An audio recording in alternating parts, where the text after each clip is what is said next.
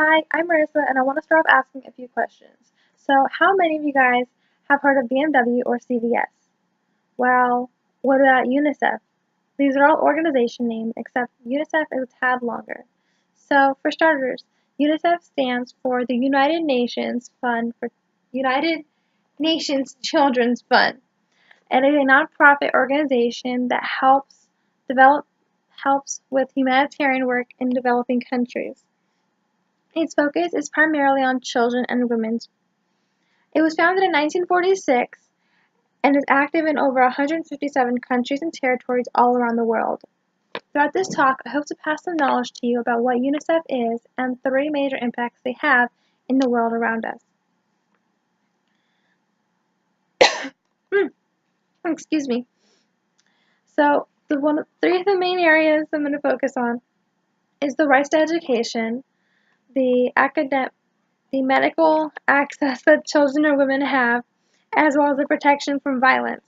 So, according to Leah Salim, which is the digital editor of UNICEF, she stated that over 25 million children of primary school age are expected to never attend school. 2/3 of this is girls. So, it's pretty eye-opening to think that nearly 21 million girls are not going to have access to education strictly because they are in a developing country and they don't have access.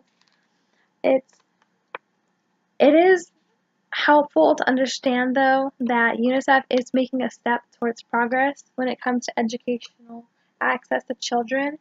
UNICEF alone offers school supplies to people that are in foreign countries. They don't have access to it. They support them with sponsorships through other organizations that partner together to make care packages, as well as sending volunteers to teach these children reading and writing ground.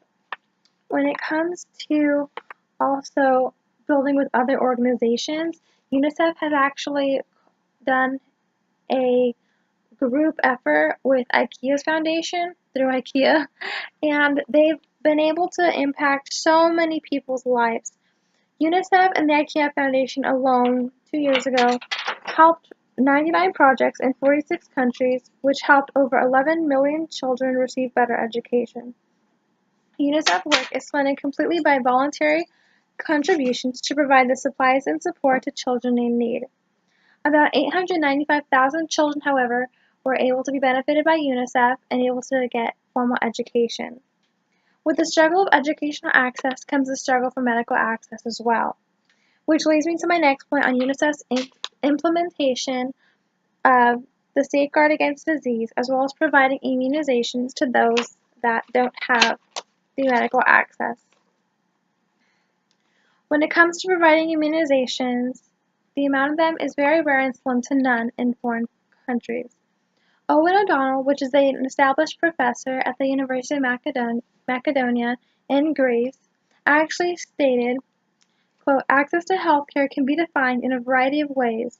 In its most narrow sense, it refers to geographic availability. A far broader definition identifies four dimensions of access: availability, accessibility, affordability, and acceptability.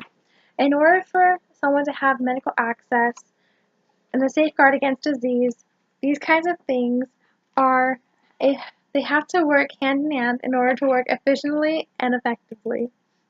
The protection from diseases and harmful viruses is essential, but so is the protection from violence at home, whether it be exploitation, abuse, or discrimination.